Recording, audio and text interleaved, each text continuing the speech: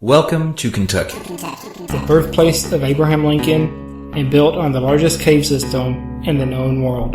The home of Daniel Boone, Hunter S. Thompson, horse racing, and bourbon. But when the hour grows late, the bluegrass state becomes the breeding ground for realms beyond those familiar to the human race. In the east, ghosts, spirits, and ethereal entities roam the hills and hollers. In the north, Mothman beats his wings along the banks of the Ohio River. To the west, small green creatures stalk farmhouses and disappear without a trace when shot. While in the south, the energy of the Belled Witch is palpable just over the border. Joining with us as we investigate just what goes on in the bluegrass night. And ask the question, how many coincidences are too many?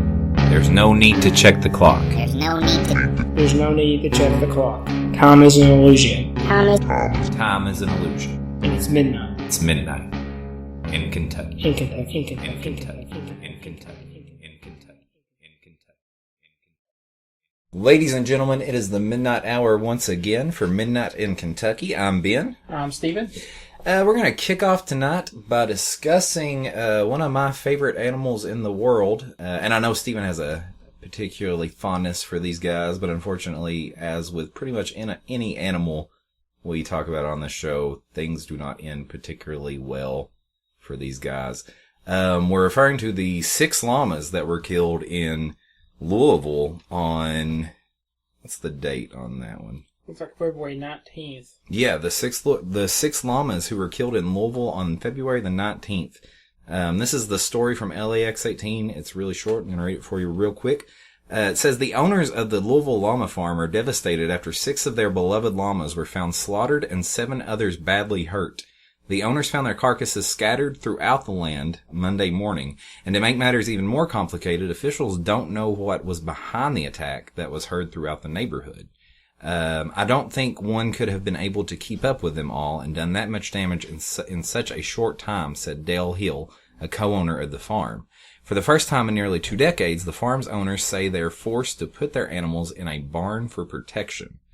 So, of course, this all links back to the Monroe County massacres in September of last year and several other incidences that have occurred in Kentucky. But right before we went on the air this morning, my sister, Steven's wife, texted us a pretty much breaking news story. Tell us a little bit about that.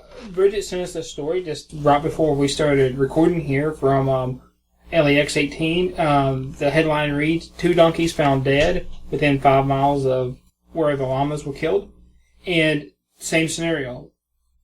The llamas were found slaughtered. This is about 5 miles south of where the llamas were killed. Of course, the authorities are saying it's not clear if the 2 incidents are related. The animal control officers say the llamas weren't killed for food, while the donkeys appear to maybe they have been killed for food. Right. But again, this is very similar to what went on in Monroe County Just last September. Yeah, and honestly, there's been reports of stuff like this going on over Kentucky, including up in the local area, outside Shelbyville. I remember reading about this. Right. But, here's the thing is, it's definitely something. Killings and donkeys are usually put in a field to protect other livestock. That's a very good point. At least that's what we do down in these parts. Sure. There's some up the road here, and they're protecting the cows from coyotes. Well, a particular phrase in the article on the donkeys, it says that it's not believed that the llamas were killed for food, but that the donkeys may have been. Now, to me, that indicates like the llamas were killed in a similar fashion to like the animals that were killed in Monroe County. It's, It leans toward like a beast killing of some type. Not saying that it's a worldly beast. It could be like a dogman or something. But, all theories, it could be some type of worldly beast. But with these animals, to me, that description makes it sound more like an old school UFO cattle mutilation type. Almost identical to what the cattle mutilation used to have. But here's the interesting is the donkeys. I mean, if this was like cows or something, the donkeys usually fight back. Right. They're kind of the badasses of the livestock. The world. Yeah. They'll kick you a face in. Right. Yeah. And if one's, and maybe there's a, logical, but they probably want you to believe there's a pack of coyotes or something doing this. Sure. But this being so close together, I'm saying it has to be the same thing. I mean, yeah. And not only that, but this exact same thing happened in Monroe County. There was the first killing, and then right after that, there was the killing of the second batch of animals. Right. And there is quite a bit of a distance between Monroe County and Louisville. Sure. But again, if you start doing research on this, as far as back as reports go that you can trace on the internet from the early 2000s up into now, buried on message boards, buried in social media, buried in news archives, these are not very uncommon events. And, Ben and I was talking up going on the air that we didn't hear really anything, about the llamas follow-up, which we've had a lot of floods in the area. Sure. That's took kind of priority over the news. And then, bam, within a minute or so. Yeah, right after saying that, we get the text from Bridget about the 2 donkeys. Weird, odd synchronicity, I think. Yeah. I mean, we were literally sitting here discussing before the show how there had been no follow-up on the llamas, and there comes the text. But, the show's just littered with weird synchronicities. Yeah. It is. It really, really is. But, talking about the Jefferson County area and the Louisville area, there's been the mystery booms. Yeah. This month, right? Yeah, this month. Right around the time the llamas were slaughtered. Yeah. In December, of course, there were the weird atmospheric phenomena that looked like a storm that nobody could figure out what it was. And then on the National UFO Reporting Center, which we're going to get into a couple different sightings on this website tonight, there's two different sightings from Louisville, on the 27th of January in 2019. One was around 6 minutes long, and the summary is it was round with blue lights. It hovered in the same spot for several minutes before descending straight down. That was at 8 o'clock at night. The second one at 7:10 in the morning, it looks like. It says a very bright ball of light in the sky. Both those are on 1/27/19. And you go on further down the list, there's 2 more in Louisville, which is in Jefferson County. In December, one on the 16th, which says we observed 9 orange spheres traveling south to north over the city, all in the same direction and at different altitudes. Kind of sounds like the UFOs that we're going to be talking about tonight. All right. Then the second one, and this one is particularly interesting. This was on December 7th, 2018 at 7:04 at night. Lasts about 10 seconds, it says, but it says this: 3 fast-moving lights chased by black helicopters. Flight tracking app had no helicopters in the area, and that's an anonymous report on the National UFO Reporting Center. That's very interesting. That was on 12/7/18, which would have been around the time of the strange atmospheric phenomena in Louisville. So pretty close to that time. Right. Yeah. So definitely something going on in Jefferson County, and I'm going to go ahead and say it. Seems like there's something going on all over Kentucky right now. Always. Always. But, it seems to be ramping up. Either the reporting on this is getting better. Right. Or these are occurring more frequently. The mystery booms, totally. These are occurring, like, almost on a daily basis, definitely weekly basis you're hearing it. Right. And you're hearing the same old excuses of everything. You're hearing about tannerite, you're hearing about frost quakes. Right. You're hearing about all this other craziness, but none of them really make sense. None of it. The sonic booms, is what they're calling it, and some of them are even like rattling people's windows and dishes in their cabinet. Oh, yeah. There's reports of that. So, frostquake and someone blowing up tannerite, 50 miles down the road.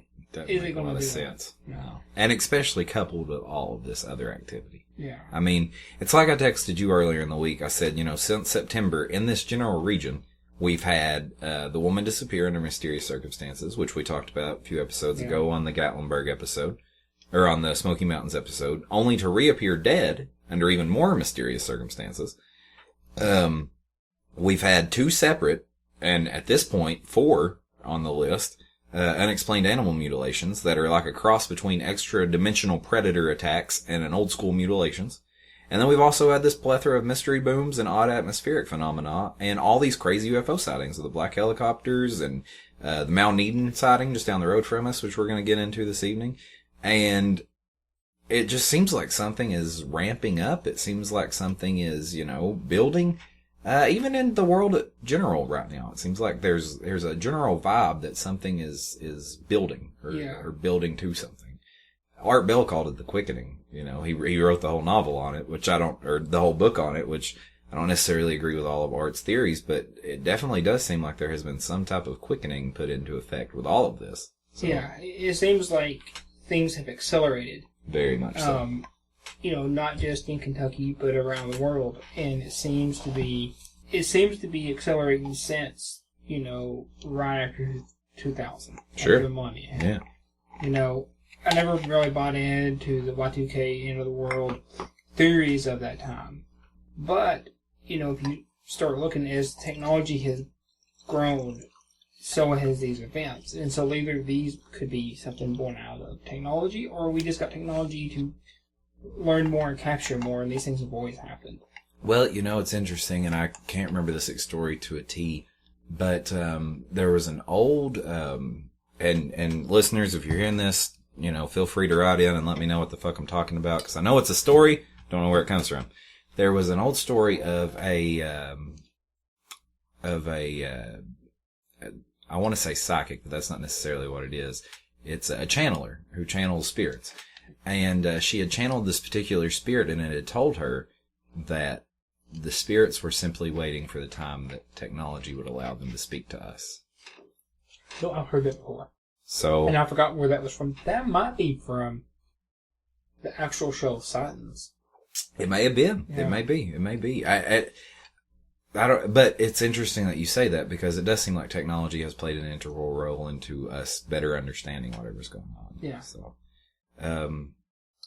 But also, and I wanted to bring this up really quickly in relation to these animal things, because I do feel like it's connected. It's quite far outside of the realm of Kentucky. But have you heard about this whale carcass that they found in the middle of the Amazon rainforest? They have no idea how it got there. Several miles off the coast. They say that they think maybe a storm picked it up and blew it in, but it makes no sense to me. To me, imagining the scene, it feels like that scene in Close Encounters where they walk up on that huge ship in the middle of the desert. I've never heard this story. This just happened. I read the story today. The story broke today. That is bizarre. Interesting that these donkeys appear dead, and then, you know, we find out that this whale appeared in the middle of the jungle. Like, they have no idea how this whale's carcass got there. And I mean, they even say, you know, maybe it blew in from the coast, but even that, at this time of year, it's weird for a humpback whale to be in that area. Yeah. But does people saying the storm blew it in from the coast realize how heavy and how much a whale weighs? That's their best theory. That's what they're saying. Why didn't pick up barges or ships? Sure. I mean, that weighs something that weighs way less. Right. But definitely odd that a whale would appear in the middle of the fucking Brazilian rainforest. It almost sounds like some type of teleportation, you know. Again, to me it sounds like that scene in Close Encounters where they walk up on that big ship in the middle of the desert and everybody's worshiping it and stuff. Almost exactly. Yeah, so, I don't know, man. That's bizarre. Happening all over, not just Kentucky. Yeah. But man, that's weird. And I kind of wonder if we dug into other places, if they would have similar events to what happened in Louisville with the donkeys, llamas. I'm sure it would be very similar.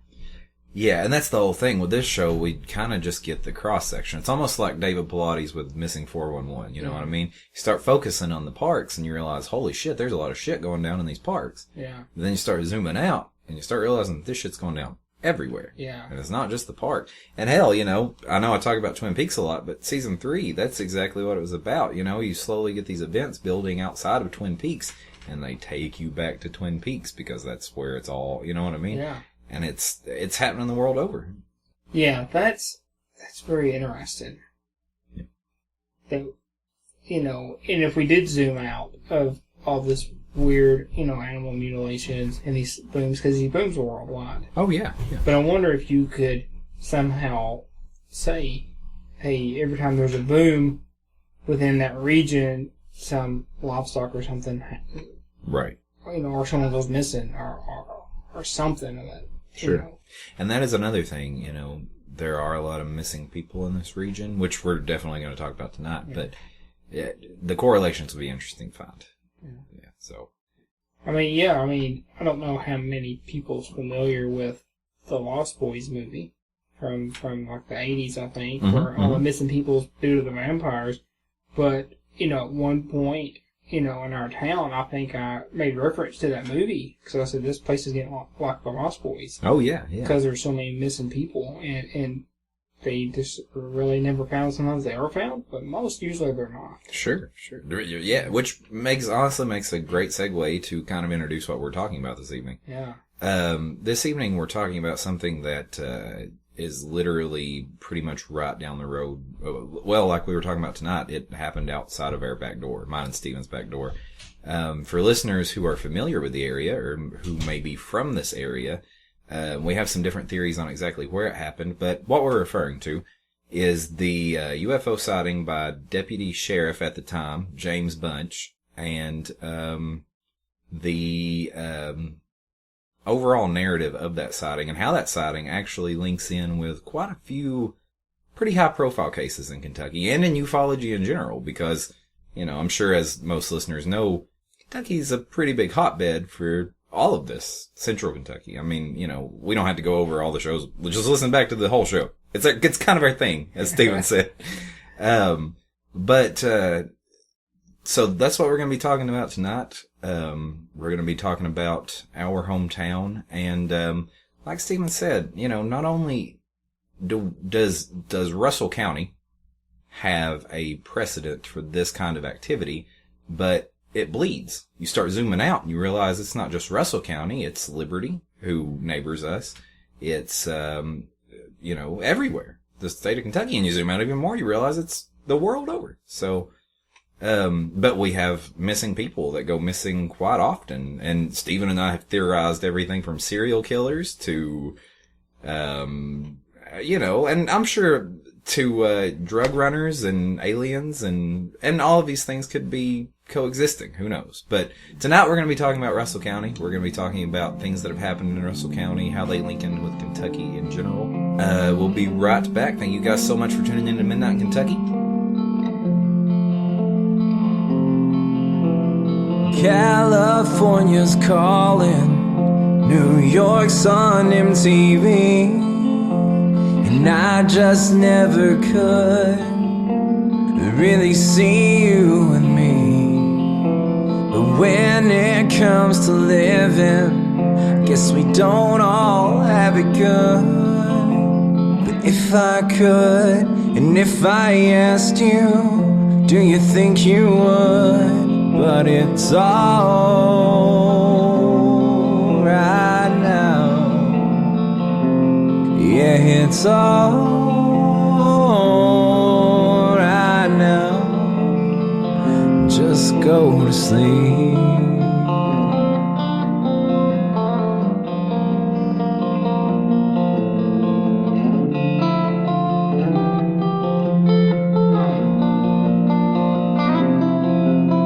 It's 4 o'clock in the morning. I must have called a million times, but you don't seem to pick up no more, or at least not tonight.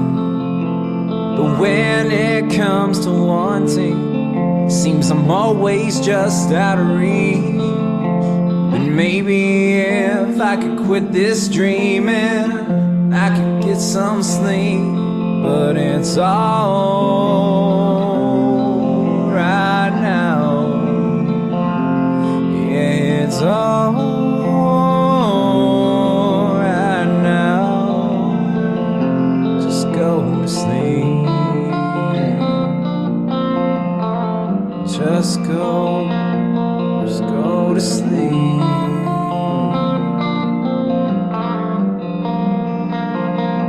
And when you're waking, I'll be breaking with the morning sun. The dawn's first early light shines, finding me coming undone. Well, maybe if you'd speak, then I could find something in your voice, some peace of mind. Then maybe I'd sleep, but that's alright.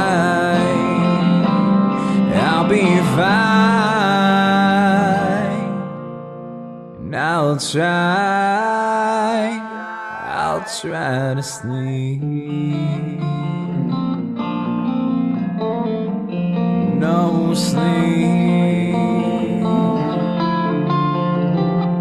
City don't sleep.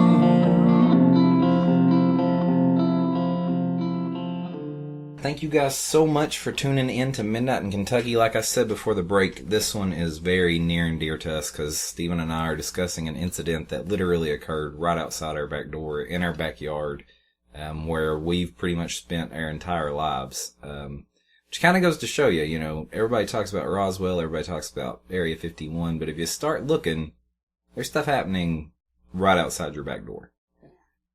So we're going to talk about a fellow by the name of James Bunch.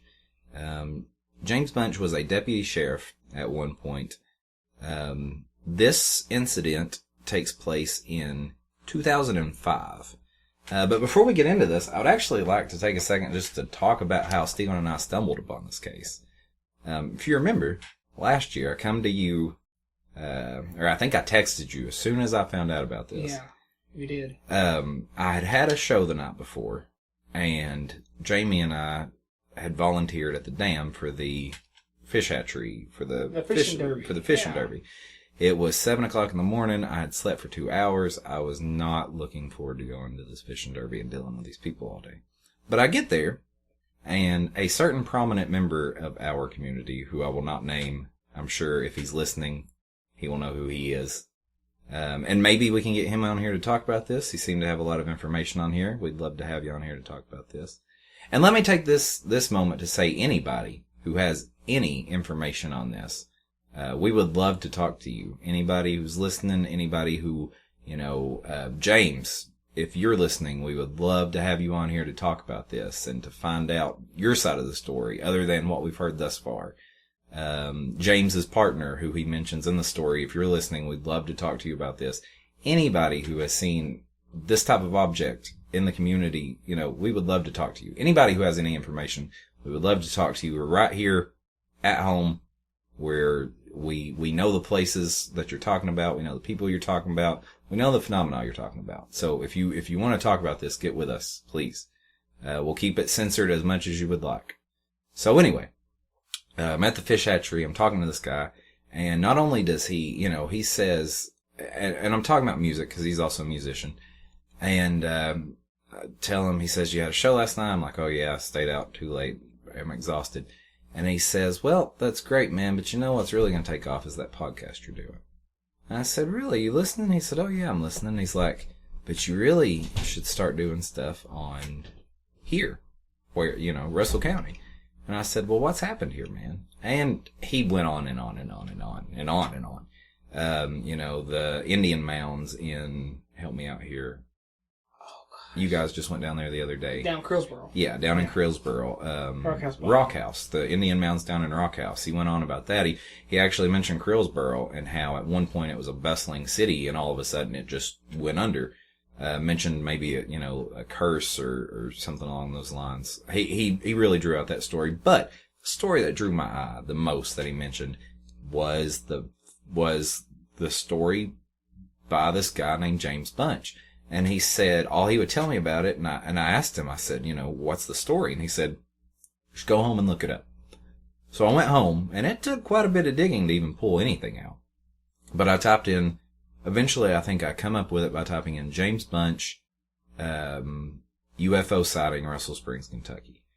And it brought up a podcast named Third Phase of the Moon, which in 2016, James had called into and told his story to.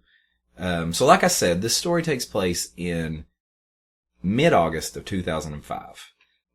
It starts around 3 a.m. in the morning, and it begins when a truck driver on the Parkway, which would be the Cumberland Parkway, right? Yeah, it'd be Cumberland Parkway. On the Cumberland Parkway, calls in what he believes is a fire in the area.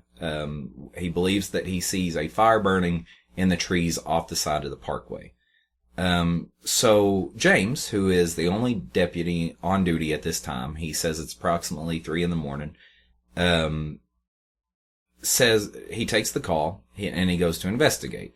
At this time, James also has another person in the car with him who he describes as basically a ride-along. Right. He's studying to become a cop, but he's not old enough to take the exam yet, so this guy's riding around with James to kind of learn what he does. So James says when he gets the call about the fire, or what they presume to be the fire, he's about 7 minutes away, or the location of the call is about 7 minutes away from the patrol area. So, they get the call. James drives the 7 minutes with his ride along to the house. So as he's coming up on the house, there is a golden glow, as James describes it, along the tree line, leading him to believe that there is a fire in either the field, the woods, or the house. But as he arrives at the 2-story house, James says that this 2-story house is set off into the woods, and as he comes around the corner and pulls into the driveway of this house, he says hovering about 15 feet above the house is a UFO the color of molten metal. He says that this UFO is acorn-shaped and describes it as being 2 school buses high from end to end, or around 60 feet, and 3 school buses long. Now at this point, James and his partner get out of the car, but they say that they are frozen, in emotion, in terror. They're just frozen. They can't move. They try to reach for weapons. Their bodies won't respond. They try to return to the vehicle. Their bodies won't respond. James describes it as if his brain weren't connected to his body. He says that it feels almost like a state of sleep paralysis when you're awake, but you can't move. James also describes this moment, looking at this UFO, hovering over this 2-story house in the middle of the woods. He describes this moment as eerily silent, with the craft making no noise, along with no noise being made by insects or animals despite it being summer. James says that there is a distinct dreamlike quality to this sighting overall. So, James and his partner stare at this thing for approximately 5 to 6 minutes until the craft shoots straight up to approximately 80,000 feet. James says 80,000 feet because he knows it's higher than jet airlines or planes fly. That was his approximation of how far this thing shot up, until it was just a blip. Unfrozen now, James and his partner return to the car, hit the gas and get out of the area, and choose not to report the craft to dispatch, and instead tell them that it was a false call and there's no need to send fire trucks. So the next day, after this, James and his partner return to the station. They decide not to alert the sheriff because of the sheriff's demeanor. Stephen and I personally know the sheriff, which we'll get to in a moment, and can understand why. But they decide not to report the craft to the sheriff and discuss what to do about it. Ultimately, it's decided that they aren't going to report it. But the next day, James returns to the house. He knocks on the door. A man described in his mid to late 60s. Mid to late 60s answers the door, and James, politely says, I was out here last night on a call. We thought that there was a fire at your house. Are you okay? Is there anything we can do? The man says, according to James' account of it on third phase of the moon, he says that the man says, I'm okay. There's nothing that you can do. I haven't broken any laws. And James, of course, says, no, you haven't broken any laws. I was just concerned. And the man says, well, it's not the first time that it's happened, and it won't be the last. At that point, James closes the door, leaves the man alone, presumably goes back to the station and continues on with life, as we all do when something strange happens that we can't explain. And that's essentially James's account of what happened. So what do you think of this story overall? What do you think of the overall narrative of James's account when he sees this UFO over this house? This old man tells him, it's far from the first time, won't be the last time. All of that. I think it's a credible story, mainly because, they're in the area that we've seen it, because he refers to it as on the county line in the woods. If you're familiar with the area, Russell County, Cumberland Parkway runs through it. There's only 2 county lines. There's one on the Dare County side and one on the Pulaski County side. The one on the Pulaski County side is up, in our neck of the woods. And it's more probable and fits the story a little bit better because there is places off in the woods there, off the parkway that you can see that maybe would, from a distance, would look like it was on fire. There is some houses that meet that description. There are also places, if you go, down the Dare County side, there are a few places there, but there isn't really a mass amount of woods that would correspond to the story. So, I like to think, it's on the Pulaski County side, but if someone knows different, please let us know maybe the location or roundabout where this is at. Yeah. Another part of the story is, in the area that he discusses this, there is some odd things in the area. Oh, very much so. And actually, you actually just hit 2 of my things I have on my show note, or on my notes here for tonight. The next thing I was going to ask is, where do you think the sighting happened at? Yeah. And then to say that this is not without precedent in the area. Exactly. Yeah. I think James' story. The truck driver reported going down the parkway. I really wish that we had some type of 911 record or something to get the exact location. Again, if the trucker who reported the initial sighting happens to be listening, if the 911 dispatch happens to be listening, if anybody happens to be listening to this who knows anything about this case, please feel free to hit us up, Facebook, email, whatever. Yeah. Yeah, because, I think even if it's the person that this happened to. Right, yeah, of course. If it's the guy from the house. Yeah.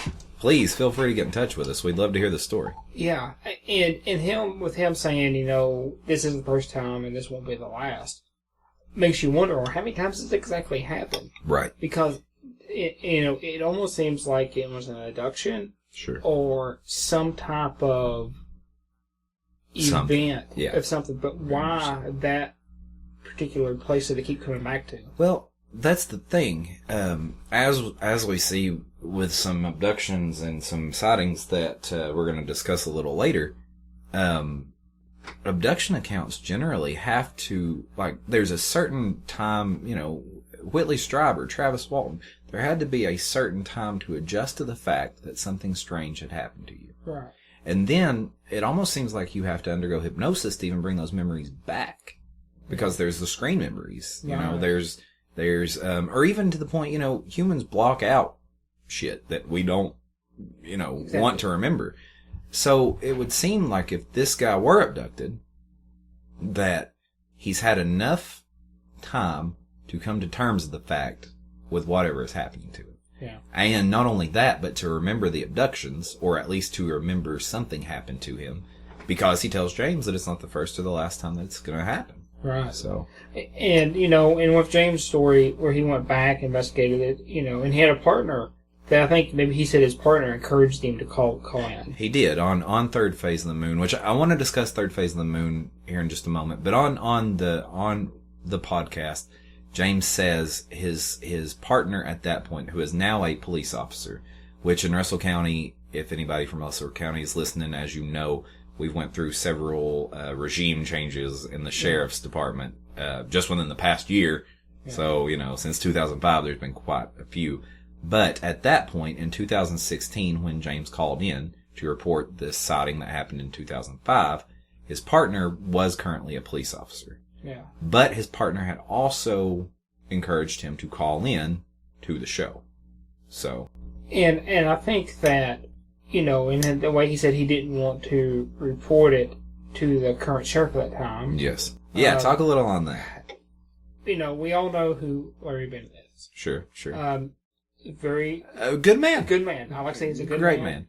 But he's a no bullshit sheriff. Yeah, he would be the perfect description of a skeptic if you were going to describe a skeptic to somebody. And he probably just wouldn't want to hear it. And honestly, he's probably the type of guy that would fire you if you did any nonsense. Sure, and that's what James says. Yeah. Of course, James doesn't bring up Larry's name on the podcast, but it's all a matter of public record. Everybody can find this out for themselves. Yeah. I could totally see knowing Larry, because Larry is from where my mom grew, where mom grew up. Bernard Ridge, yeah. Knowing Larry, and as a sheriff, putting myself in his shoes, I can't say that having my deputy come up to me and say, hey, there was a 60-foot sheriff, or there was a 60-foot sheriff, there was a 60-foot UFO over this guy's house. Can't say I wouldn't be like, hey man, let's not do this, you know. Yeah. So I kind of understand where he's coming from, but at the same time, you know. Right. But one thing I do wish is that back then we had dash cameras. Yeah, let's talk a little bit about that. That's something I didn't even mention. In the interview, he says, well, let's talk about Third Phase of the Moon for a moment. Third Phase of the Moon is a pretty renowned podcast on UFOs. I'm going to be straight up with you. The only episode of Third Phase of the Moon I've ever fully listened to is this one. Same here. Yeah. But apparently on Reddit, they get a lot of hate. They get a lot of shit for supposedly posting CGI videos. Just watching the videos on this podcast in passing, they look pretty legit to me. And I've watched quite a few UFO videos in my day. You know, there's a certain look to when something is computer generated, especially with UFOs. These do not look computer generated. These look like legit videos. They don't look like the pixel or the frame rate is out of context. But that being said, this is the only episode of Third Phase of the Moon I've watched. They could be bullshit. But if the podcast itself is known for hoaxes, I will say this, that being in the area where the event that we are discussing tonight supposedly happened, it all correlates logistically, does it not? I mean, the places he describes are places that are here. Everything that he describes, you and I both can vouch for.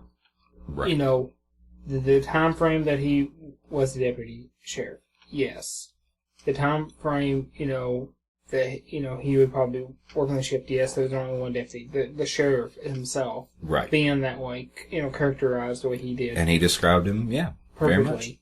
Very much. The area, you know, everything lines up. Yeah. And why would he call in to the show from middle of nowhere, Kentucky, and just make all this shit up? Sure. There was nothing for him to gain from doing this. In fact, it sounds like at the point when he called into the show, he was no longer a police officer and he had nothing to lose. And he was like, you know what? I'm finally going to tell people what happened. Yeah. So, but in saying that, what were we talking about to get us on to Third Phase of the Moon? Dash camera.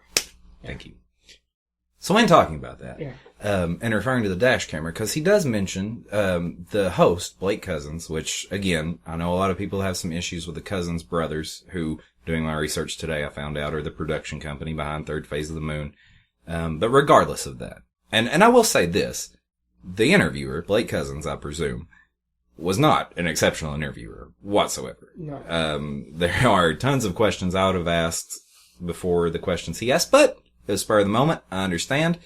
Fuck, we're lucky we get through a show with the right questions. So, right. I'm not gonna, you know, but I do feel like the interviewer could have asked a little better questions. But regardless, he did ask a really, really good question in asking James if he had a dash camera on his police vehicle, because most police vehicles have dash cameras.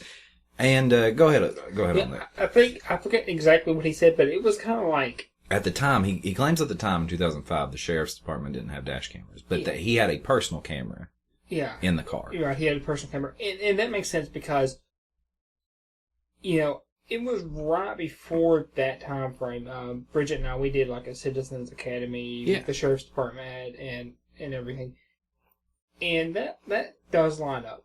You know, they didn't have that. We wasn't well funded.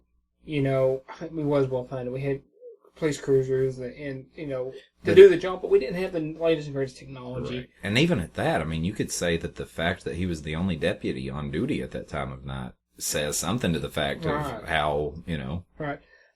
But, I mean, this is kind of the way, you know, him saying, oh, we don't have a dash camera, and that was when he called in 2016. Yeah. That's like saying to somebody, what, you didn't have a smartphone back in 2005? You didn't have the iPhone? It's a very good point. I mean, we got so comfortable to having this technology and everything's the latest and greatest.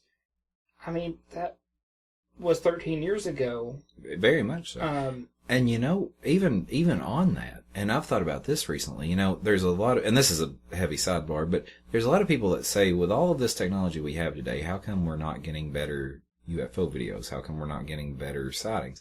First of all, I don't know if y'all have tried to take a picture of the moon on your iPhone.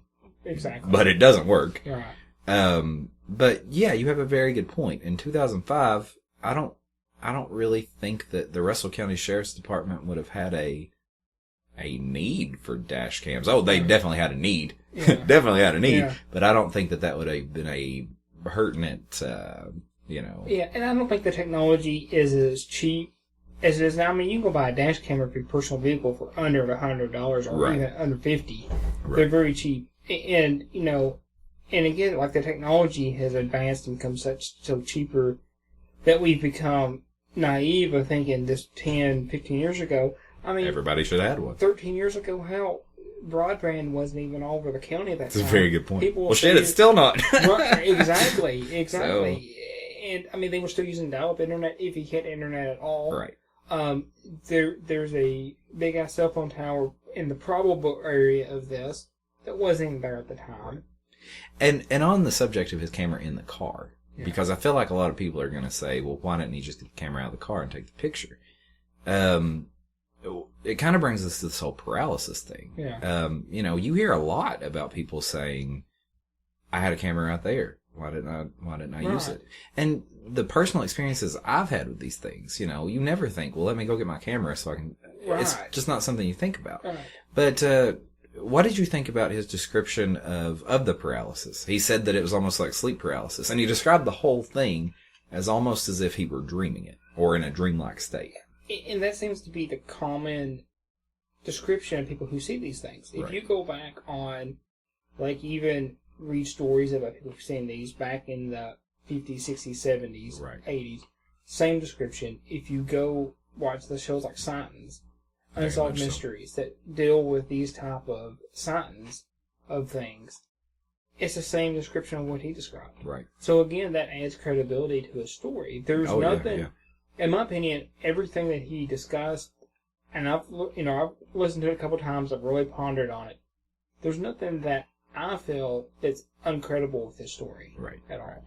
And I'm the same way. Like, there's nothing that seems off to me. Yeah. And even to the point that he says, that not only was the craft itself not making any noise, but there was no noise at all. Right. That's a common thing with these type of sightings, but it's not something that would be known, to somebody who didn't research these things. Right. And of course, as we hear later on in the call, it does seem like he's researched these things. Yeah. But it seems like this research or this interest in it come after he had his sighting. In fact, at the beginning of the call, he says that up till this point, he had no interest in UFOs, and he terms it as being an agnostic on the subject. He had no definite feelings one way or the other. Yeah. So, And it kind of I guess this kind of made him want to research it more. right.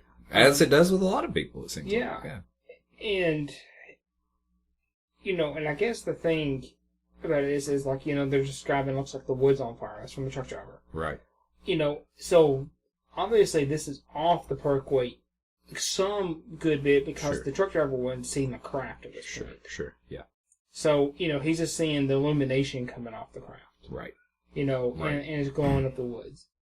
And Or, I mean, not to, or is that how the craft appears to the truck driver? right. Yeah, and it could be appearing, different ways. Because it's all perspective. It's all simulated universe, right? So Exactly. It's all, it's all perception and how you're viewing it, even Sure. the angle of going down the road. Oh yeah. At that point. But what was your? But I think, with him, going out there again the next day and talking to the gentleman didn't really seem like he wanted to discuss it any Right. further. Kind of makes you wonder,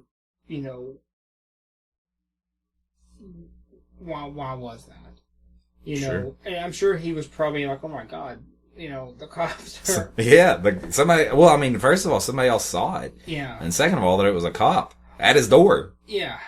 And, you're kind of like, at that point, if that was you, would you be like, oh my God, man, can you believe this? I would not. But I think with the whole story and the whole calling thing is, I'm one of the biggest skeptics of everything. Sure. I look for plot holes in everything. I look for something, I look for the loose thread that can tear the whole damn story apart. Right. And I don't see that here. Sure. And I've said before that neither of us could really be considered skeptics, but I don't think that's true. I think both of us are pretty skeptical by nature. What we are not is debunkers. We don't purposely look for, or we do purposely look for the loose threads, but we don't make those holes ourselves. Right. Yeah. Right. We look for obvious holes. We don't try to punch holes. Sure.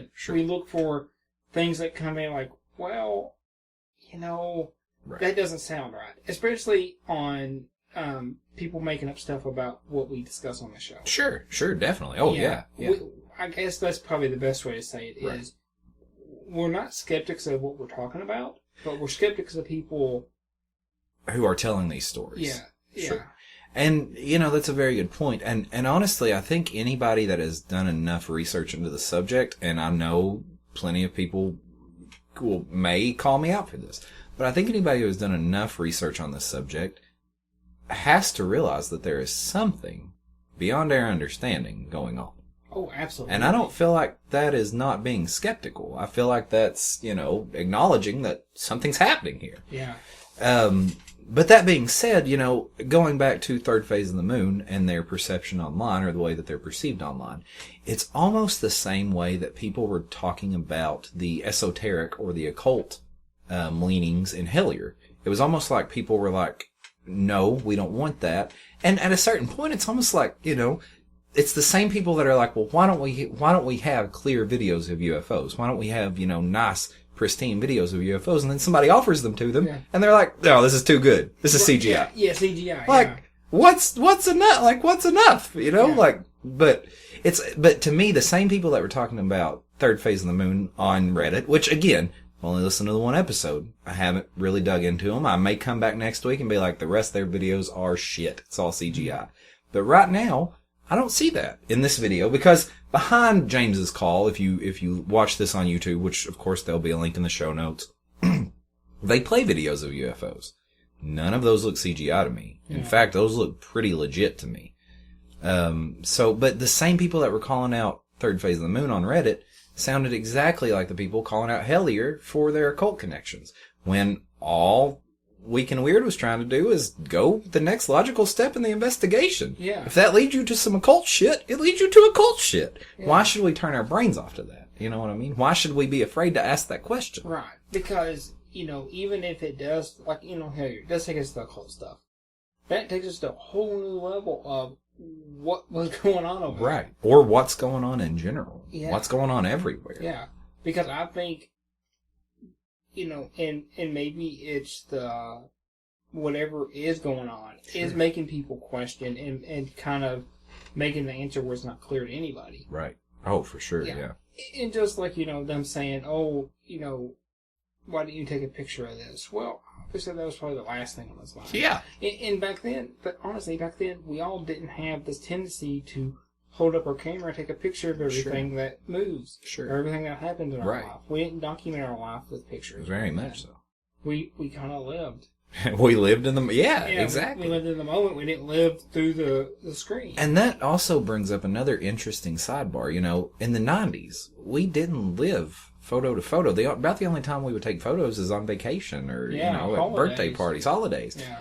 So, and up till right now, up till 2010 probably, it was not this culture of filming and photoing everything all the time. Right. It makes you wonder, and even now, like I was saying just a few minutes ago, you try to take a good photo of the moon and it comes out shit. Right. On a phone. So imagine taking a photo of, an ethereal craft and how awful that's going to turn out.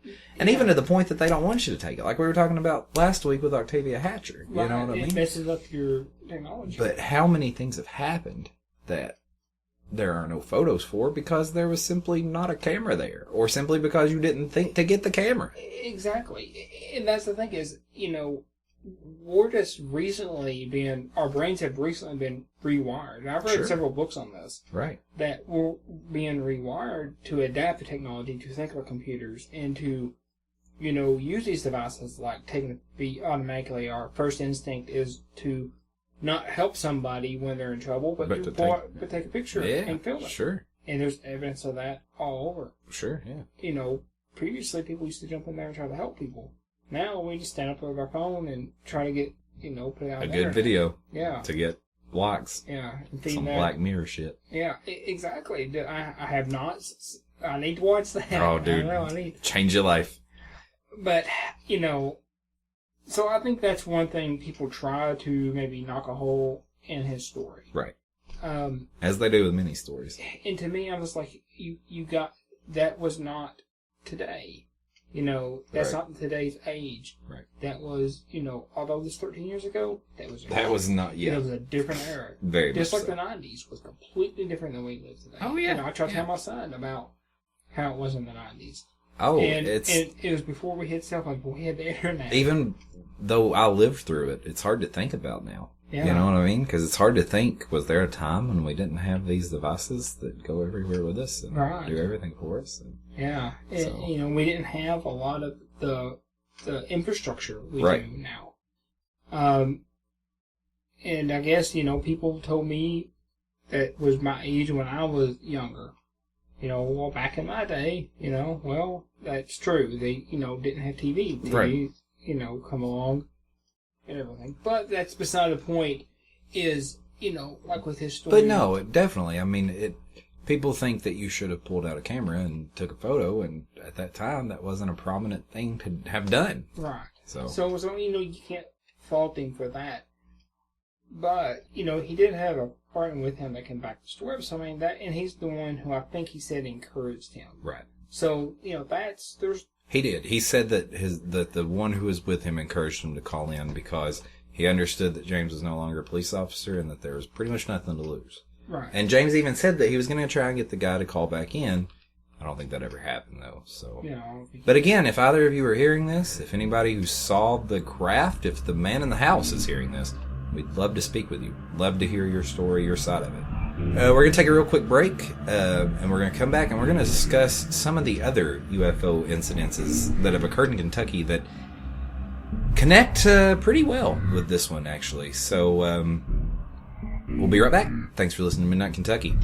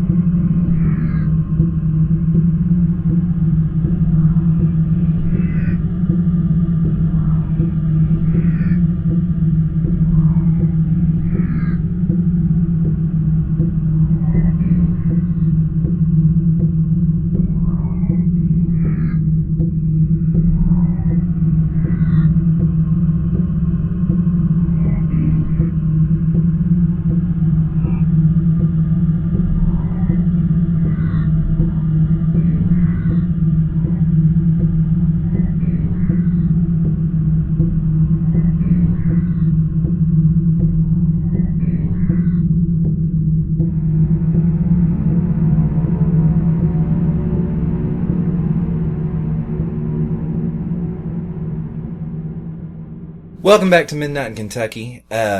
So we are discussing Deputy Sheriff James Bunch's UFO encounter right here in Russell Springs, where Stephen and I have lived most of our lives, right out our back door. Let me ask you a question before we continue with this. So let's say you're James, and you come around this corner, and you see this 60-foot UFO. Like, what's your reaction? Because I've thought all day when I'm trying to think about this case. Like, what's my reaction to this? I think I probably had the same reaction that he did. What do you do? I mean, what do you do with that? With something you can't explain. That's that close to you. Something, that close to you. And that big. That big. And honestly, something that there's nothing you can do about it. Exactly. And he says that at one point. In the interview, he says, he talks about wanting to draw his weapon, which of course he's frozen. which I can only imagine that I would be frozen in whatever at this moment too. Yeah. But he says, thinking back on it though, what good would it have done me to draw my gun? Right. I mean, what I would like to know is what the conversation between him and the other gentleman that was with him on the way back. Yeah. The rest of the car ride. Or was there a conversation? Yeah. Were they just both freaking the fuck out? Right, exactly. So what would you think you would do? Man, I don't know. I've honestly, I've seen weird things. Like, I think everybody in the world has seen weird things or had something weird happen to them. And to a point where I think, some of the things that have happened to me have been paranormal. But I've never been so fully immersed in a situation where the thing is right in front of me and it's undeniable that it's something that I don't know what it is. And I often try and think, what would that moment be like where you see this thing? But I can't even fathom it, really. You know what I mean? I can't even really fathom coming around this tree bend. And I can see this in my head because, like we were talking about on the commercial break just now, I'm pretty sure we know where this is. I can see me coming around this bend and this huge UFO being there. But how I would feel driving up on that, being 45 feet away from that, like James describes in the interview, man, I don't know. That. Yeah, it'd be pretty serious. That would be intense. Yeah. But with that being said, James's account of this UFO is far from the only account of UFOs like this in this area, in Kentucky. Probably one of the most famous studies of alien abduction and ufology in general happened not even 15, 20 minutes away from us. How far would you say Stanford and Liberty is away from us? Liberty is 15 minutes from where we're sitting right now. Right. Stanford is probably about 30, 40 minutes away because it's on the other side of Somerset. Right. Okay. But still, they all connect. We get to Liberty, and Lincoln County, where Stanford is at, connects into Casey County, where Liberty's at. Right. So right. Like a little chain there. You're right. And in Liberty, in 1976, one of the most prominent and most well-renowned, probably, alien abductions occurred. I'm of course referring to the three women, Mona Stafford, Louise Smith, and Elena Thomas, who would report an alien abduction or some type of abduction, a UFO abduction, on Highway 78 in Liberty, Kentucky. I'm going to read just a little bit. This is from UFO Insight. This is an article called The 1976 Kentucky Alien Abduction. I think I have maybe put this in the show notes before at some point, but I'm going to read this little description of what these three ladies saw. So, after dining at the Redwood Restaurant in Lancaster, Kentucky, Mona, Louise, and Elaine, best friends for many years, set off back down US 27 to their hometown of Liberty.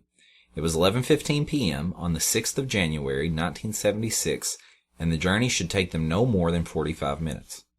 Like you were saying. Louise was driving, although none of the witnesses had consumed any alcohol that evening. It was as they were traveling down Highway 78 that all three of the women noticed a strange object in the sky glowing a bright red color.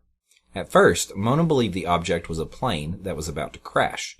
As the object came close, each could clearly make it out to be a metallic gray disc with a glowing dome on top. A line of red lights moved around the middle of the disc, while further red and yellow lights emerged from the underside. There was also the presence of a bluish beam which emanated from the bottom of the craft. As the object got closer to the car, Louise discovered she was no longer had control of the vehicle. It was now careening down the road at over 80 miles per hour. Mona would reach from the passenger seat in an attempt to help Louise gain control of the car. However, the steering wheel remained locked. At one point, the blue beam shined inside of the car, illuminating the entire interior of a pale blue wash. Louise would later recall that the vehicle began to fill with a haze-like air, a sort of fog. Shortly after, each woman began to feel an intense burning sensation and pain in their heads. A bump momentarily stopped the car before it was pulled back viciously. They then blacked out. The next thing each of them knew, they were back on the quiet road with the car in motion, heading towards Liberty. Each recalled the events, but not how they arrived at their current position. All could still feel the burning sensation on their bodies, and each woman was beyond confused and frightened. They continued the small part of their journey to Louise's home. However, when they stepped inside, they discovered the time was 1:20 a.m. Their 45-minute journey had taken over 2 hours, meaning there was an 80-minute window that they couldn't account for. Says on down here, it says the 3 witnesses were more than reluctant to speak with Black, who is the investigator in the case, or anyone else for that matter, at least to begin with. They eventually agreed, however, an initial interview was set up. It's at this point, or later on, or just later on in the story, that these 3 women were hypnotized and discovered that they had been taken on the craft, and pretty much the standard abduction affair. They were run tests on, but I think the important thing in the story is the description of this UFO initially. A strange object in the sky, glowing a bright red color. It also says that there was a glowing dome on top with a line of red lights moving around the middle of the disc, while further red and yellow lights emerged from the underside. To me, that's pretty concurrent with the description of molten metal that James describes in his call. Exactly. Almost identical. Yeah. And, in the road they, was coming back on there, Highway 78, going 80 miles an hour down that road, back then probably was not. Crazy. Yeah. Yeah. Especially that time of night. But the road, it does connect Stanford to Liberty. It connects from Highway 27 in Stanford to Highway 127. Okay, yeah. Liberty, yeah. So it cuts off through there. But, that's not that actually far distance, as far as line of sight or, straight distance. Sure. Than where James reported his incident. So you're saying it's not that far from where these 3 women were abducted to where James sees this UFO. Yeah, so I guess to put it in perspective, if, like something else we talked about, if a boom went off, sure, you would hear it in all those directions. Right. Which is interesting. And of course, James himself in the interview says that the night before he had called in to tell his story to Third Phase of the Moon, he says he had been watching Travis Walton of course, Travis Walton being one of the most famous abductees, had the movie Fire in the Sky in the 80s about him. Saw him myself talk about the experience at a convention, in Frankfurt this past year. But he says that the craft that he saw, James says the craft he saw, greatly resembles the same craft that Travis Walton describes, that he was abducted by in Arizona. James says that it was an acorn shaped or something like an acorn shape, which kind of coincides with these women's account of this UFO. There's the dome on top. It's glowing red and yellow and all these different colors. It almost sounds like the same thing. But not only that, there's a million acorn shaped UFOs. There's the Kecksburg UFO that supposedly crashed in Pennsylvania. There's the Nazi Bell for all of its controversy right now. And there's a lot of acorn-shaped craft. So, and they all have the amber glow to them, right? It's like fire. Yeah, very much so. And even with these 3 ladies with their story, is these 3 ladies just want to make this up, right? No. Well, it even goes into that. I can't remember which one it was, but one of them works at the Casey County Extension Office and has trouble returning to work after this incident. Has trouble, even getting on with her life after this incident. And you have to think this is probably a traumatic experience because, if you're a conservative person, it probably really kind of shakes up everything you thought you believed in. Right. As I'm sure these women would have been living in Liberty, Kentucky in the mid-70s. Yeah. But to go on, this is not the only case in Kentucky that is one of the most prominent cases in ufology, nor the only case that features this glowing molten metal UFO. In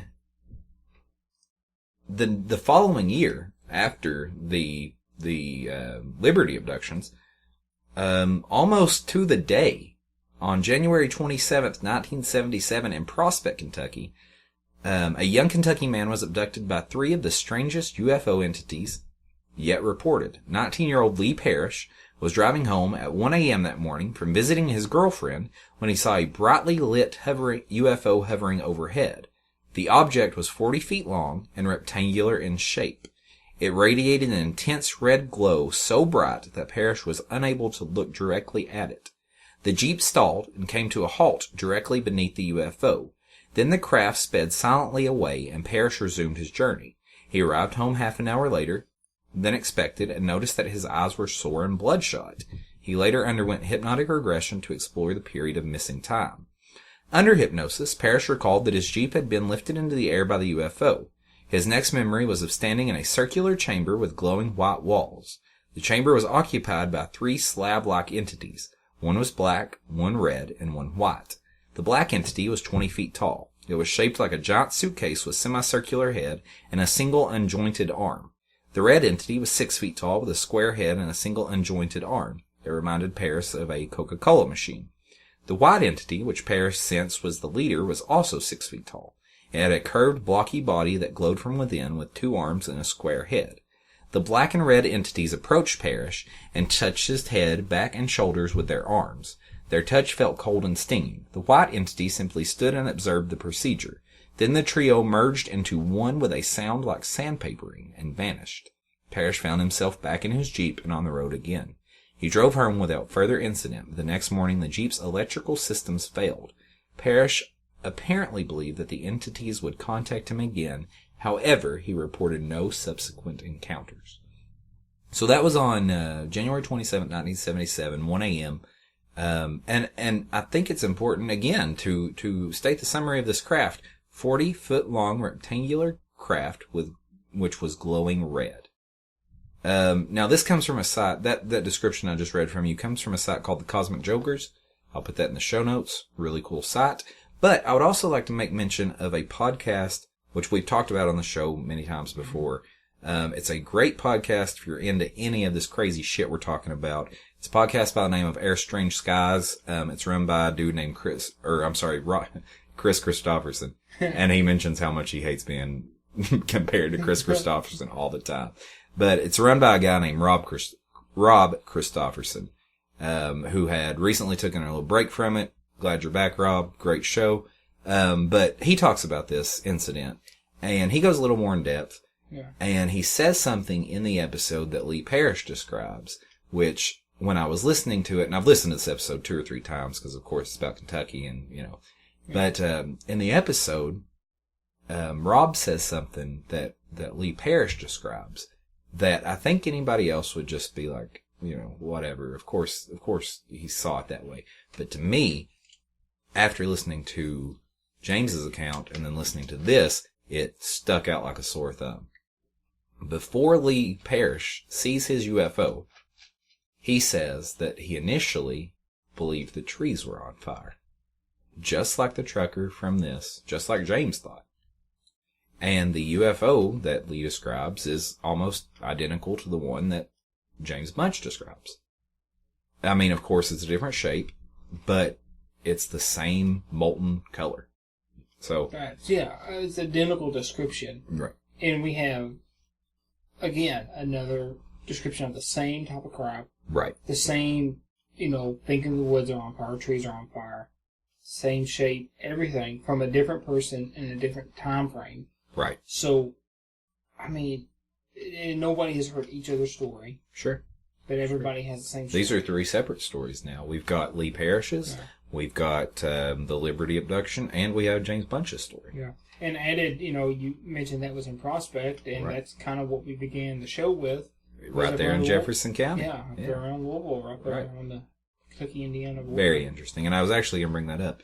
Another interesting fact about, or at least on the Leigh Parrish and the 3 ladies in Liberty, both of these cases came along with the strange red eye infection that is most commonly reported in 1967 with sightings of the Mothman. Yeah. Now, it's interesting to say that the Mothman is also reported along the Ohio River, right there where Leigh Parrish had his experience. Exactly. But both the ladies in Stanford and Leigh Parrish had this strange bloodshot eye infection after their experience. I would love to ask James if he experienced the same thing, or if the partner that rode with James experienced the same thing. Yeah. That would be interesting, because to me, I've never had this, but when people describe it, it almost sounds like, when you're welding. Sure, yeah. Welder's arc. Yeah, the welder's arc, the flash from it. Yeah, the welder's flash, yeah. Yeah, and it burns your eyes. The whatever's coming off of this, the glow, sure, is maybe doing the same effect to their eyes. And that was the thing. Leigh Parrish says that the UFO he saw was almost too bright to look at. Yeah. James Bunch describes his UFO the same way. He says not only was it a massive craft, but it was so bright that even when it ascended, far beyond any terrestrial vehicle he knows of can ascend, he could still see it. It was that bright. So maybe, instead of people saying we need to get pictures and camera stuff of it, and we need to get a welder's helmet. Sure, yeah.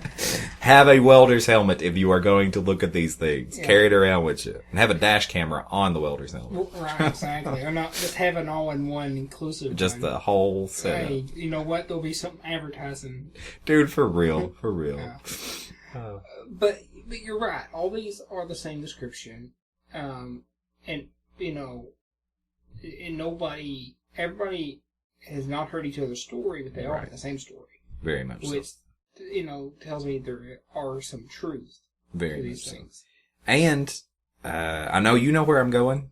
This is not the only case in this immediate vicinity where someone has seen a UFO that James has described. Yeah. So in doing research for last winter, when Stephen and I were discussing, just show ideas for this season, we ran across an interesting UFO report, again, on the National UFO Reporting Center that we were talking about at the top of the show. And this one comes from Mount Eden, Kentucky. Go ahead. How far would you say Mount Eden is from us? Oh, gosh. Mount Eden, Kentucky. If it is the Mount Eden... We assume it is. We assume it is. It is exactly within... 5 minutes? 5 minutes of, or less, of where we're considering James seeing his UFO. Because it runs along the parkway. It may very well be the same place. Yeah. And not only that, but, Stephen and I have spent a majority of our lives in or around Mount Eden, Kentucky. We used to put it in the creek all the time. Right. And, there is a very strange vibe down that way. But, regardless, we'll get to that in just a second, because I do want to bring that up. But, this Mount Eden, Kentucky UFO, and this was reported on the 28th of August, 2018, says this. This is the brief summary of it. Solid orange circular object having the appearance of glowing amber was traveling southwest to northeast 30 degrees above the horizon. Now, a little more in depth on that. It says this. This occurred 8/28/2018 at 3:35 in the morning. It was reported on 8/28/2018 at 1:36 in the afternoon. This was posted on August 31st, 2018. Location, Mount Eden, Kentucky. Shape, circle.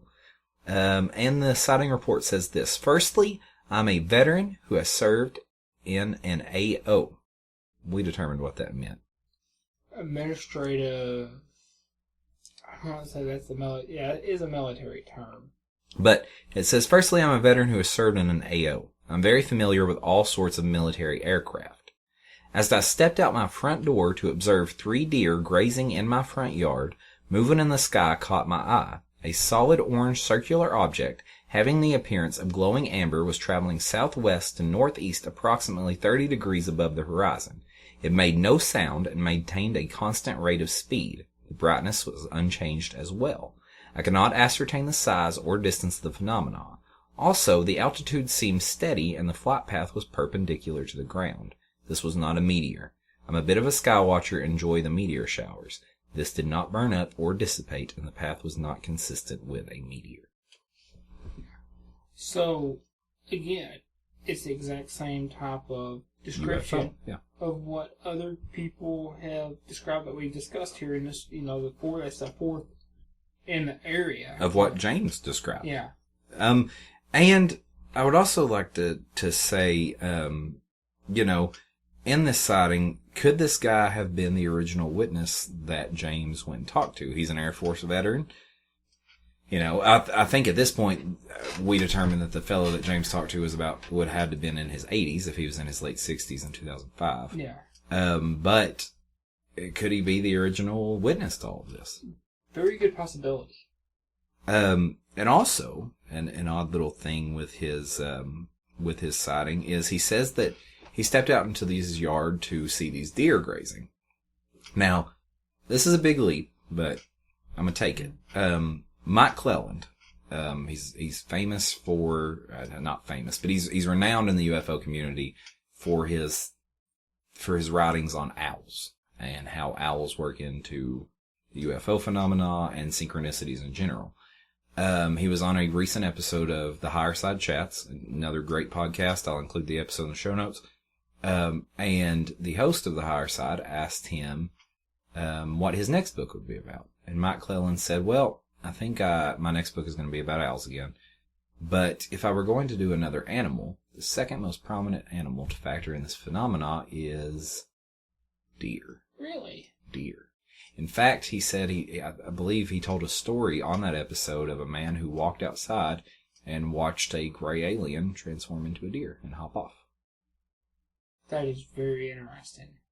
So, this witness says he goes out onto his porch to see these 3 deer grazing in his yard, and there's a UFO. Huh.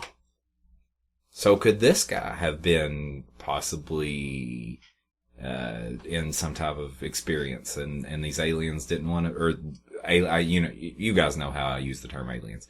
These creatures didn't want to be seen as that, so they changed his perception, and he saw them as deer. Maybe so. And think about this: deer, how frightened they are.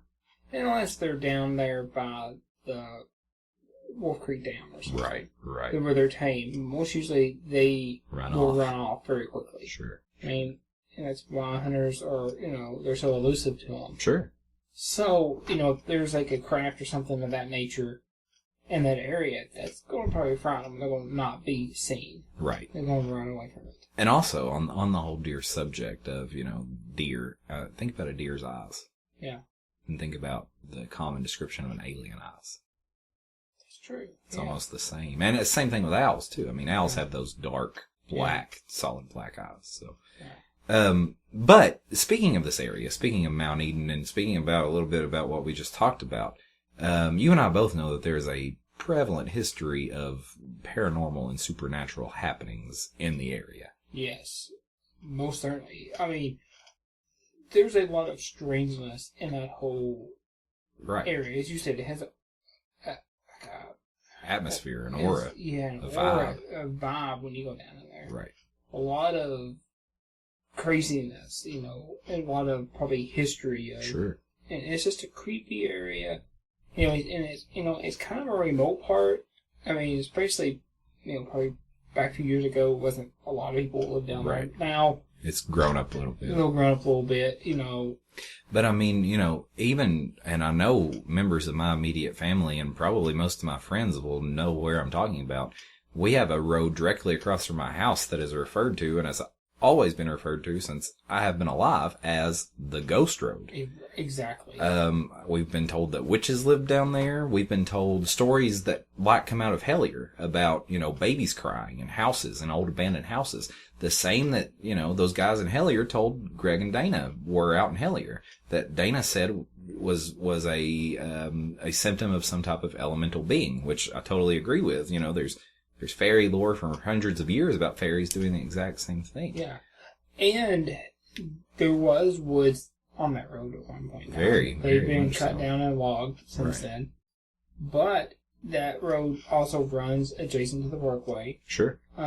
At one point in time, there was a 2-story house there. I don't know if anybody was living in it at the time. Yeah, that would have been. But also, there is a lot of history. There were some old abandoned houses on that road. Sure. There's no longer there. Oh, there's a lot of history on this road. I mean, it's changed its name a few times. Right. I think it used to be called like J.W. Wilson Road. It was called Armulus Road. So it is Armulus. That's the official name. That's the official name now. Yeah, but it used to be called J.W. Wilson. That's what I was thinking. And I think I used to, back when I was younger, I used to have a really old county map of Russell County, and it showed all the it had the highways and it had back roads and it had undeveloped roads on it. Really? Yeah. Yeah, and it was real neat, and it kind of showed, and this was pre. The new 127 running through the pre-bypass, any of that, any of these new roads running through here. And I'm not even sure if it even had it had a parkway on it. Right. But it showed every little thing, little cemeteries there, where churches used to be. And there are a lot of cemeteries on that road. Yeah. Quite a few tiny cemeteries there. Yeah. And a lot of times, these old cemeteries are not even viewable listed, anymore. They're not even listed anymore. And, in that map, I'm going to say there was maybe even some, that road was undeveloped maybe at the time, where it wasn't it was probably more gravel or something. Right, they've paved it since I've been alive. Yeah, it used to be gravel. Yeah. I know back when originally I started dating, it was all gravel. It was all gravel at one point, or half of it was, or something like that. It's just interesting. We have events like those that are described in Hellier. Of course, we don't have the goblins and stuff, to our knowledge. But we have this massive UFO sighting. We have several of these massive UFO sightings. And then we have these same things like these, these fairy signifiers or these elemental signifiers, like the babies crying and things like that. And it's literally right across the road from my house. Exactly, yeah. I mean, literally across the field. Yeah. So, I mean, you can directly see it. Oh, yeah. And not only that, and I'm not one to talk much on my personal experience because, like I said earlier in the episode, weird things have happened, but there's nothing prominent in my life that I can say that is a paranormal experience. However, my nephews and I, Stephen's son, and my other nephew, we've seen several of these glowing orbs over the field out behind my mom and dad's house, out behind my house, that we can't really explain. I know some people have said, it's the International Space Station, different explanations for it, which I'm always happy for explanations. Don't think that, we're not happy for those. It helps us better understand what's going on. However, I don't feel like what we were seeing was the International Space Station. I disagree with that too. Just kind of experiment with what I've been experimenting with here lately. Right. I don't think you would mistake the International Space Station for something, because it wouldn't be that close. It wouldn't be that prominent in the sky. And the sightings of this particular object over this field, almost exactly where James Bunch would have had his sighting, where this anonymous poster from Mount Eden would have had their sighting, there were a lot of strange things with it, which I may go into at some point on the episode. I'm not sure I want to do that tonight, simply because, I need to recount it. I need to sit down and really get a better recollection of it. But there were a lot of strange things with this craft, or this thing, this light that we were seeing, up to the point that Clay and I, my other nephew, even chased it at one point, and it seemed like it was moving. It kept moving further and further and further away from us, which, yes, I know many different UFO chasers have done the same thing with the planet Venus and the planet Mars. Personally, I don't believe this was either one. I think this was something totally different. And it's in this exact same area. The same area where James saw his, 15 minutes away from where these women were abducted in Liberty. The exact same area where this anonymous poster saw whatever he saw in last August, which would have been almost exactly the same time that we saw this object. So, there is something going on in the area, and that's hard to deny. Oh, yeah. And I think there's been something maybe always going on in the area. Right. Especially by the gentleman's comments, this ain't the first time. It won't be the last time. So, I think there's definitely something, especially with all the folklore and tales throughout the years that's been passed down, and people talk about things. And even if you go and read William Leonard Montell's books, Ghost of Cumberland, there's some stories, and I've been aiming to get the book out and review some of them, that talk about... I remember there's one place, it was Russell County, and it wasn't on the map thing I had, because I always thought it was called Little Sam Hollow. I have no idea where that's at. Maybe it's covered up by the lake now. Who knows? True, very good point.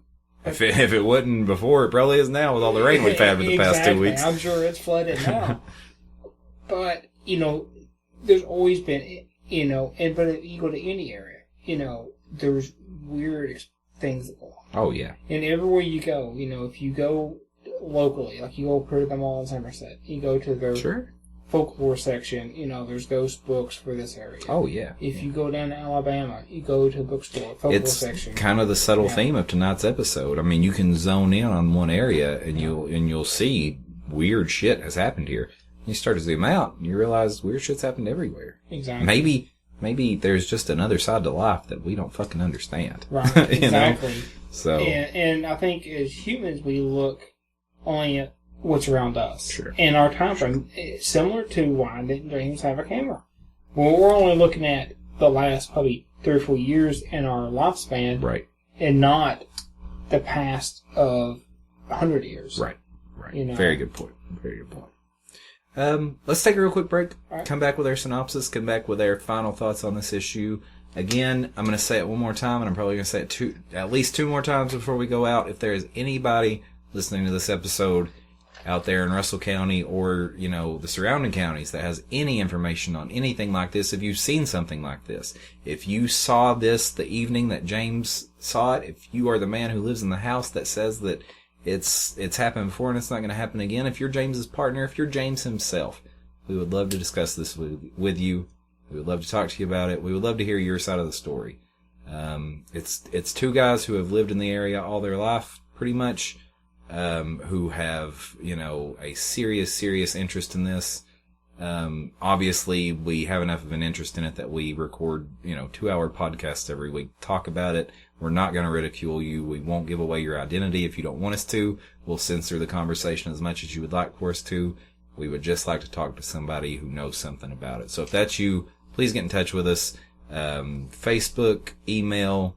We're not so good about our email, but we'll be checking it now for sure. Yeah. Leave a comment on the page. Leave a comment on the YouTube. We'll find it. We'll get with you. So we're going to take a quick break.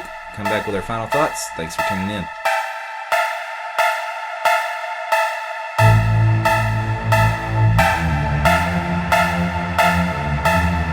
This is a South Beach production. Yo.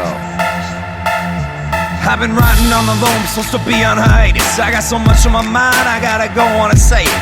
Been praying this tape drops and finally makes this. For the good of my soul, I need up out of this basement. Been trying to make more of the time I'm given than just getting fucked up and fucking around with women. But fuck, addiction dies hard, that's the way I've been living. Stopped seeking attention, started looking for wisdom. But wisdom always comes with the price of pain. There ain't no such thing as halfway playing the game. You're either in or you're out, you either win or you lose. Either way, when the weight drops, it's all on you. Got so much on my mind, that's why my head is heavy. I got the hammer cocked back, fucking armed and ready. I got some blood in my eyes, but my aim is steady. You wanna test me on, boy?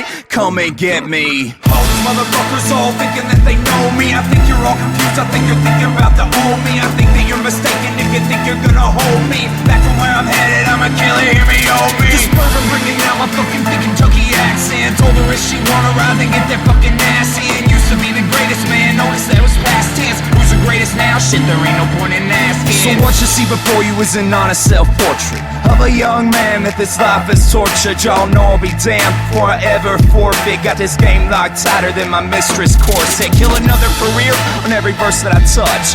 Master artist sin with every stroke of my brush. So keep my girl and my team's name off of your lips. The streets is waiting on something and I delivered on this. I've been filling up this paper, taking thoughts in my head. I've been filling up these glasses, taking shots for the dead. I'm a killer with a conscience, I'm a not juxtaposed. Undying love for my team, I'm still walking alone. Told her don't get excited, I ain't spending the night. But chill and smoke with me, I could stay for a while. But we get caught up in each other, live the same kind of life. And before I even know it, I'm watching the sunrise. Right. All these stupid bitches all thinking that they got me. And thinking about your old man, that motherfucker's not me. Think that you're mistaken if you think you're gonna stop me. Tell him he can swing first, let's see if he can drop me. If the whiskey don't get me, then the cockiness will. Really a real humble dude till the shit gets real. That running off at the mouth, gonna get you killed. Don't test me, homeboy, you know I will. So again, ladies and gentlemen, thank you guys so much for tuning in to Midnight in Kentucky this evening. We've been discussing Russell County and the strange UFOs seen around here. And in particular, the UFO sighting by ex-Deputy Sheriff James Bunch in mine and Steven's backyard, pretty much. So, man, what are your final thoughts on this whole case? What are your closing argument, I guess you could say, with this? I guess my closing argument is, I believe without a shadow of doubt, this happened. I don't think this is something he made up. The story fits with, with the area, the timeline, the people in it. Everything fits. I can't explain what he seen other than, what he described and what other people in the area has described seeing at decades apart, years apart. I mean, it's definitely some of the unexplained stuff that goes on in Kentucky, just like you was talking about the deer. And then you have, like we was talking about earlier, the animal mutilation stuff going on. Very much so. The booms, all this could be connected, or they could not be connected. Very much. Yeah. You got a point. It all could be very connected, and it all could not be connected at all. In my opinion, we got puzzle pieces laid down, and we're looking at it way above, and we probably don't even have 25% of the pieces laid out. Right. So we don't know what the picture is. Very, very. We don't even know if the pieces go together because we got down here in the corner, up in this corner, and some in the middle. Could be a picture of puppies, and the next one could be kitties. Exactly. You don't know what it's going to be. It's a very good point. Yeah. It's a very good so point. what about you? What do you think? Well, I definitely think,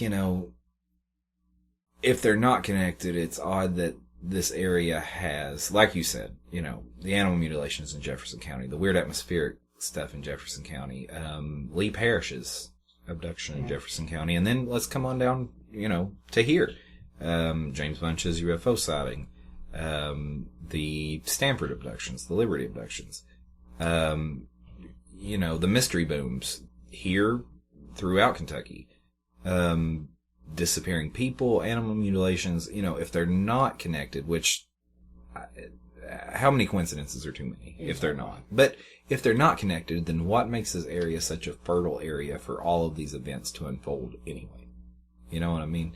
What makes central Kentucky and Kentucky at large such a fertile area for all of this stuff? Or maybe it's not. Maybe it's like we've said. Maybe these strange things happen everywhere, and we're so zoned in on this little area that we don't see it happening elsewhere.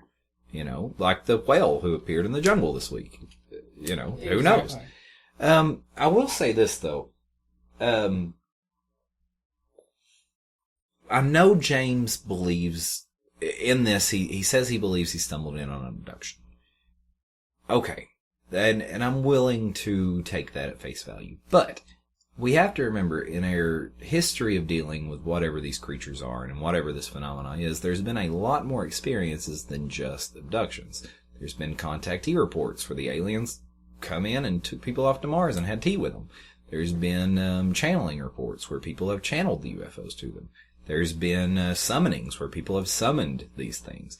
So, what if this wasn't an abduction? What if, and I'm purely playing devil's advocate here, I have no evidence to support this other than, the reports for the past 100 years of magicians and sorcerers summoning these types of objects. Yeah. Ezekiel himself in the Bible talks about the chariots of fire. What if this isn't so much that these beings came to take this person, as this person has developed a relationship with these beings. This person has spoken with these beings and has summoned them here and has, brought them here for whatever purpose. I can't say I would want to do that. I don't think I'm that brave. Yeah, I don't want to deal with that. But what if this person has? What if this is some old folk magician back in the hills of Kentucky who has learned how to contact these things and learn how to learn from him? And maybe that's why he was so defensive when James came. Maybe it wasn't so much that he was being abducted and he was worried about, the law coming to find out about that, but he was worried that, we've persecuted witches for hundreds of years. Exactly. So if this person thinks that, that James thinks he's a devil worshiper and he summoned some type of demon, of course he's going to say, have I broken any laws, or have I, And he also says this isn't the first time and it won't be the last time. So does that mean, maybe that is referring to abduction. Maybe this isn't the first time he's been abducted. Maybe it won't be the last time. Or maybe it's not the first time because he's contacted them and it won't be the last time because now that he's summoned these creatures, they keep coming back because they have more to tell him. Exactly. I don't know. That's a very good synopsis and it makes sense. But also something else I've thought about is, people here and people around us keep seeing this similar UFO or this similar craft. And I say craft and, we use the word ships, but ultimately we don't know what these things are or what they're doing or if they even hold crews like ships or if they're some entity themselves. Yeah. So what if this UFO and this craft itself is some type of ancient, and I'm going to go down the occult elemental path here. What if it's some type of ancient elemental creature who has been here, right here, literally where we're sitting at tonight in this area for hundreds of years? And that's why people keep seeing it and why people keep having these interactions with it. And why, maybe it's not even a creature so much as some type of portal opening. And that's why we see it. And that's why these people have these encounters with these shapes and these beings like the people from Liberty. And, maybe it's not a UFO as we traditionally think of it. Maybe it's a being itself. Yeah, maybe it's something like what you said. And maybe it's a portal. Right. It's not a craft. It's a portal itself that's being summoned and opened up. Sure. Yeah. Because, even though Leigh Parrish says in his hypnosis that he believes that his Jeep was suspended under the craft, and he believes he was transported on and off the craft. Well, what if he, instead of going into the craft itself, you're going into another place altogether? What medieval people would call fairyland or summerland. Yeah. The realm of the fairies. Maybe it's a totally different, and Kentucky has a lot of precedents for fairyland, and if, people talk about that stuff a lot around here. I mean, all the immigrants who come from Europe brought that with them. Not to get on the American Gods thing of us bringing it with us, but, we're all, like, if fairyland were to exist, it would lie beyond the bell in Kentucky. Exactly. And you kind of wonder if you're not onto something there, that it does open up, and maybe that's where the ladies went over Liberty. Sure. For the few hours they was gone. Sure. Where time, seemed like it was suspended. I mean, and obviously they went somewhere to lose that amount of time. Where Leigh Parrish went. Yeah. And, I mean, that's not that far out of the realm of possibility. I mean, as we've talked many times on this podcast, we don't understand everything in this world. It's full of mystery. Right. And I think us trying to think that we do lends itself to not or blocking out things that we don't. Right. Exactly. Hopefully, maybe, in future episodes, someone that has some type of interaction with this will come and talk to us, or very much so. Do an interview. Very much so. Hopefully this is not the last you guys have heard of this case. Hopefully we can find somebody, around us in the community around us who will provide a break in it, or at least give us your side of it. You can tell us, if you saw this craft and it was nothing more than a Boeing 747. Let us know. We just want to hear your story. We want to know your side of it. And if it's good enough, we want to have you on here. We want you to talk about it. If that's something you want to do. If not, totally cool. We just want to hear your side of it. So, for anybody, I'm going to say it one more time, for anybody out there who may know anything about this case, James, the guy in the house, James's partner, the trucker, anybody who may have seen this thing, anybody who's seen this thing since, please get in contact with us. We'd love to talk to you about it. We'll keep it censored as much as you'd like. We don't have to give away your identity. We would just love to talk to you about it. So get in contact with us. For anybody else who is listening to the podcast, hit us up on Facebook, hit us up on Twitter, hit us up on YouTube. YouTube's really blowing up right now, getting a lot of cool stuff from the YouTube. And I feel like the YouTube is more of an immersive Midnight in Kentucky experience. It is, yeah. You get the videos with it that we're talking about. You get the photos that we're talking about. So be sure to check out the YouTube and check out midnightinkentucky.com. Still wrapping up my reviews for Hellier on there. Posted one yesterday in honor of Twin Peaks Day. Kind of goes into how Hellier and Twin Peaks align a little bit. And there's actually a lot more similarities to the two than you would think. So check that out. That's on midnightinkentucky.com. Email us with your sightings, with your comments. Let us know what you think of the show. Feel free to do that. midnightinkentuckypodcast@gmail.com. Till the next moon rises, Night Owls. From Midnight in Kentucky, I'm Ben. I'm Steven. Thank you so much. Have a good evening. Till the next time. Good night.